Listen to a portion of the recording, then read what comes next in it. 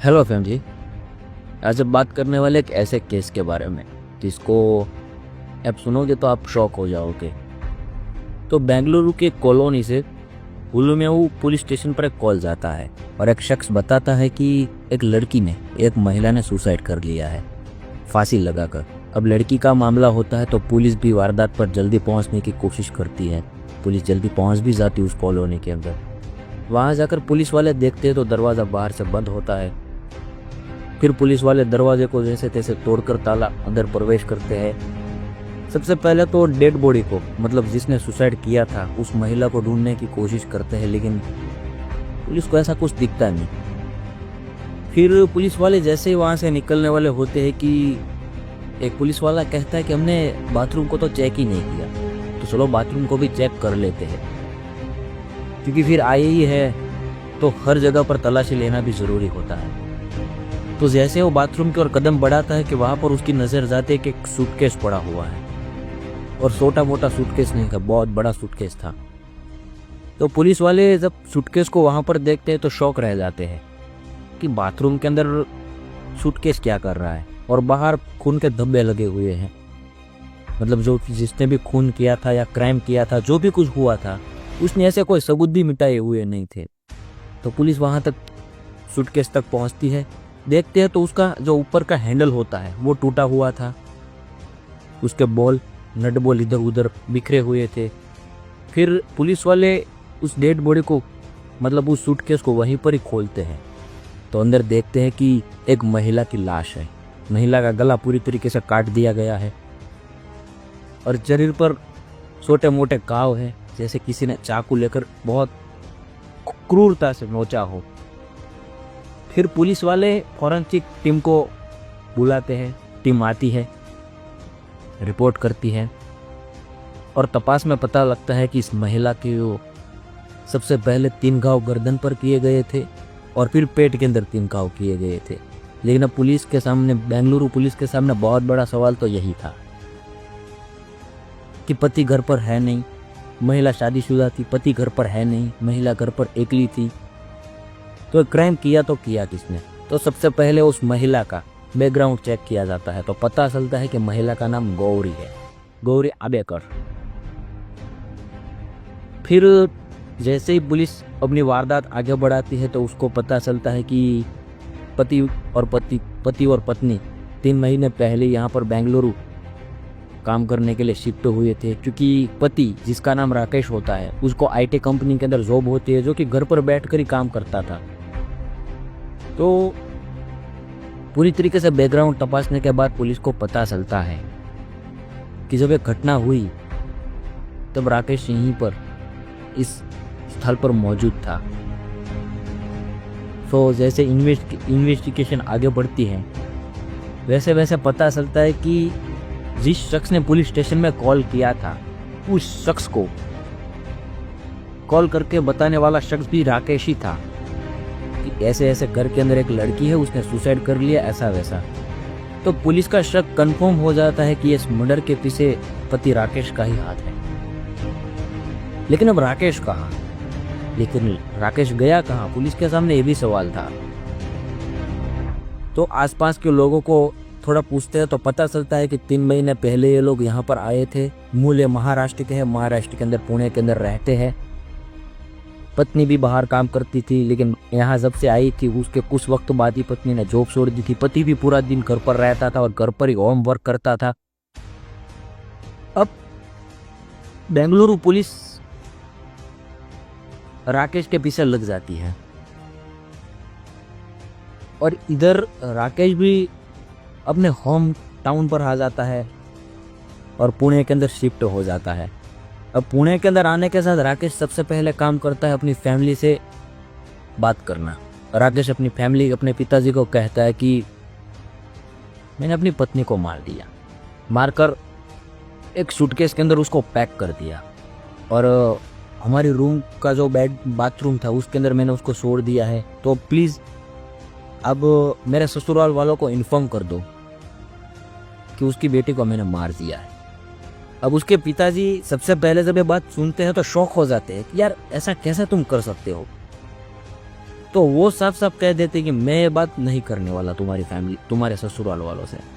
फिर राकेश खुद अपने ससुर को कॉल करता है और कहता है कि आपकी बेटी का मैंने कत्ल कर दिया, और उसको पूरी बात बताता है कि ये हुआ था, वो हुआ था। मैं भी बताऊंगा आपको, लेकिन थोड़ा लास्ट में जाने का तो मजा आएगा। अभी स्टोरी को कंटिन्यू करते हैं।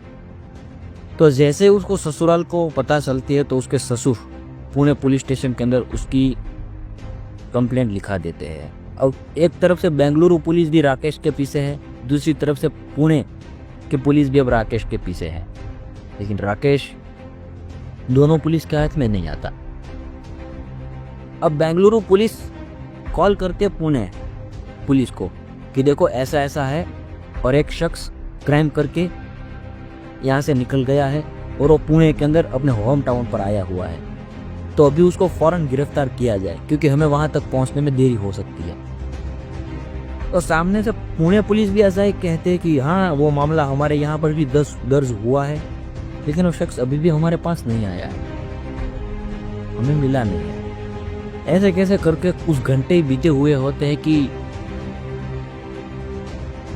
एक रोड पर ट्रैफिक होती है। उस ट्रैफिक के अंदर से पुणे पुलिस स्टेशन को कॉल जाता है, एक शख्स अपनी 4 व्हील के अंदर हमें बेहोश हालत में मिला हुआ है, और देखकर ऐसा लगता है कि उसने कुछ ऐसा द्रव्य पी लिया है या ऐसा कुछ खा लिया है जिसकी वजह से उसकी सडनली मौत हो सकती है। तो पुणे की पुलिस उस केस को थोड़ा साइड में करती है, राकेश वाले केस को, इस केस पर ज्यादा फोकस देती है क्योंकि अभी यह शख्स मरा हुआ नहीं होता, अर्धमरी हालत में होता है। तो वहां पहुंचती है, उसकी तपास करके उसको पुलिस स्टेशन, उसको अस्पताल ले जाया जाता है, और अस्पताल जाने के बाद पुलिस वाले जानेंगे तो सही ना कि शख्स है कौन। तो जब उसका बैकग्राउंड पता किया जाता है तब पता चलता है कि यही राकेश है जिसने अपनी 4 व्हील के अंदर करीब आधे घंटे पहले एक दवा, जहरीली दवा पी ली थी। फिर तात्कालिक रिकवरी हो जाती है, राकेश भी ठीक हो जाता है, और बेंगलुरु पुलिस लगातार पुणे पुलिस पर प्रेशर बनाती है कि हमारा कातिल आपके शहर में है, आप क्या कर रहे हो और हमें सौंप दो। अब पुणे पुलिस भी कहते हैं कि देखो कातिल हमारे हाथ में आ गया है, अभी अस्पताल में है, कातिल हो फिर भी उसकी रिकवरी करनी जरूरी होती है। तो फिर राकेश से पूछते हैं ये सब करने की पीछे की वजह क्या थी, और सूटकेस में क्यों पैक किया गया, और तुम इसे छोड़कर क्यों यहाँ तक आ गए, ऐसा वैसा, और बैकग्राउंड स्टोरी क्या थी तुम्हारी। तो राकेश कहता कि मैं और गौरी लव मैरिज किए थे, हमारी फैमिली ने ना कह दी थी। और सबसे पहली बात तो राकेश यही कहता है कि फैमिली इसलिए भी खिलाफ थी क्योंकि गौरी मेरे फूई की, यानी कि उसकी चाची की लड़की थी, तो फैमिली इसलिए भी खिलाफ थी कि ये शादी नहीं हो सकती। लेकिन फिर वो दोनों जीप पर अड़ जाते हैं और फैमिली भी मान जाते हैं कि भाई चलो ठीक है, क्योंकि ऐसा नहीं था कि शादी ऐसा संबंधों के तौर पर नहीं हो सकती थी, लेकिन बस फैमिली के अंदर नहीं करना चाहते थे फैमिली वाले। फिर वो दोनों शादी कर लेते हैं, कुछ वक्त महाराष्ट्र के अंदर, पुणे के अंदर काम करते हैं, लेकिन फिर जैसे ही राकेश को आईटी कंपनी के अंदर मतलब छोटा मोटा काम मिल जाता है तो बेंगलुरु शिफ्ट हो जाते हैं। अब करीब शादी को 2 साल हो गए थे। उसके भी छोटे मोटे तनाव थे, झगड़े होते थे, लड़ाई रहती थी। अभी तक कोई भी ऐसा ही मतलब ऐसी बात नहीं हुई थी शादी के बाद, ऐसी एक भी रात नहीं गई थी शादी के बाद कि दोनों ने सुकून भरी सांस ली और एक साथ आराम से बिताई हो। राकेश कहता है कि बस गौरी को पता नहीं कैसे, लेकिन हर छोटी बात पर झगड़ा करने की आदत पड़ गई थी। हर छोटी बात पर वो मुझसे लड़ती रहती थी। सबसे पहले तो काम पर जाती थी तब तो थोड़ा सा भी आराम रहता था, लेकिन जैसे हम बेंगलुरु शिफ्ट हुई कि वो अपना काम छोड़ देती है और मेरी तरह, खैर मेरे को तो होम पर रहकर काम करना था, मैं होम पर रहकर ही काम करता था, लेकिन वो सडनली पता नहीं क्यों लेकिन वो काम छोड़ देती है और आए दिन बस मेरे को छोटी बात पर मेरे से झगड़ने लगती है, करो वो को ऐसा वैसा। मतलब 2 साल के अंदर उसके बीच जो प्यार था वो पूरी तरीके से खत्म हो गया था। फिर एक रात 26 मई यानी कि करीब आज से अभी के वक्त से 2 या 2.5 महीने पहले हम दोनों डिनर कर रहे होते हैं और वापस वो बहस करना शुरू कर देती है। सबसे पहले तो मैं उसकी बात को इग्नोर करता हूँ कि भाई चलो इसका तो रोज का है, लेकिन उस दिन बात इतनी आगे बढ़ जाती है कि वो मुझ पर हमला कर देती है, मुझको मारने लगती है। फिर राकेश कहता है कि उस वक्त मेरे को कुछ सूझा नहीं, मैं सीधा फौरन किचन के अंदर गया। वहां पर एक धारदार नुकीली चाकू थी, मैंने उसको उठाया। उस वक्त मेरे दिमाग में क्या चल रहा था मुझे भी नहीं पता था। मैंने उठाया और मैंने उसका पांव जाकर उसके गले पर वार करना शुरू कर दिए। उसने बचने की कोशिश भी की, लेकिन वो बच नहीं पाई। फिर जब ये सब हो गया, वो मर गई। फिर कुछ वक्त के बाद मुझे पता चला कि ये क्या हो गया मुझसे, लेकिन खैर अब जो होना था वो हो गया था। अब ना मैं उसे जिंदा कर सकता था और ना ही खुद को बेकसूर साबित कर सकता था, क्योंकि मुझसे क्राइम तो हो गया था। फिर मैंने सोचा कि इस लाश को कहीं ठिकाने लगा देता हूँ और दुनिया को गलत स्टोरी बता दूंगा कि ऐसा हुआ था वैसा हुआ था, और फैमिली भी मान जाएगी। ऐसा कहकर राकेश कहता है कि मैंने बहुत वक्त तक सोचा कि लाश के साथ क्या किया जाए। फिर मुझे सडनली ऐसा लगा कि सूटकेस के अंदर पैक करता हूँ उस लाश को और फिर कहीं पर जाकर उसको या तो कहीं गाड़ दूंगा या फिर जला दूंगा, मतलब पूरी तरीके से नाश कर दूंगा इस लाश का। और लोग पूछेंगे तो कह दूंगा सुसाइड कर लिया है ऐसा वैसा, या कहीं गुम हो गए ऐसा वैसा, कुछ ना कुछ स्टोरी बना लूंगा। मतलब उस वक्त मेरे पास ऐसा कोई दिमाग के अंदर परफेक्ट प्लानिंग नहीं थी। मैं बस यही सोच रहा था कि मेरे को किसी भी तरह इस लाश को भी ठिकाने लगाना है। तो मैंने एक बड़ा सा सूटकेस लिया, जो कि कुछ वक्त पहले हम लोगों ने बेंगलुरु गए थे तब खरीदा था। उससे सभी कपड़े बाहर निकाले और मैंने गौरी को उसके अंदर जबरदस्ती फिट किया। उसके शरीर से ब्लीडिंग हो रही थी, मुझे लगा कि वो मर गई है और मैंने उसको उसके अंदर शिफ्ट किया। और जैसे मैं पैक करने जा रहा था और उसको उठाता हूँ कि उसका हैंडल टूट जाता है और मेरे हाथ से सूटकेस गिर जाती है।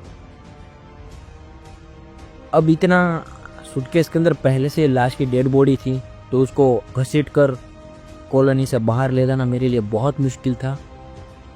तो फिर मैं उसको घसीट कर बाथरूम की तरफ ले जाता हूँ और वहीं पर बैठकर मैं करीब 2 या 3 घंटे उसके पास बैठकर बात करता हूँ। मतलब मैं पूरी तरीके से अपने दिमाग को कंट्रोल खो चुका था पूरी तरीके से। और मैं उससे बात करते करते कहता हूँ कि मुझे नहीं करना चाहिए था, गलती हो गई, फिर लेकिन तुम्हें भी ये नहीं करना चाहिए था। मतलब एक चाय को होता है ना कि जो सोचता रहता है कुछ करने के बाद, उस तरीके से। फिर मेरे दिमाग में कुछ आइडिया नहीं आया, मेरा दिमाग पूरी तरीके से ब्लॉक हो गया। और मैंने सुबह 27 मई को, गुरुवार का दिन था, सुबह जल्दी ही बाइक उठाई, अपनी कार ली और सीधा पुणे निकल गया। और फिर मुझे लगा कि अब मेरे को भी जीने का कोई अधिकार नहीं है, क्योंकि मैंने अपने ऑलरेडी एक क्राइम कर दिया था जो कि मैं नहीं करना चाहता था। लेकिन अब खैर मुझसे क्राइम तो हो गया था। तो फिर मैंने सोचा कि चलो अब सबसे पहले अपनी फैमिली को बता देता हूँ, उसके बाद उसकी फैमिली को बता देता हूँ, और मैं खुद भी अब जिंदा रहने का लायक नहीं है, तो मैं खुद भी सुसाइड कर लेता हूँ। तो उसकी वजह से मैंने भी तरल पदार्थ पी लिया था। तो ऐसी वैसी सब बातें कहते हैं, करते हैं, और फिर पुणे पुलिस उस पर कार्यवाही करती है और उसको गिरफ्तार कर लिया जाता है। तो यही थी आज की रियल क्राइम स्टोरी। और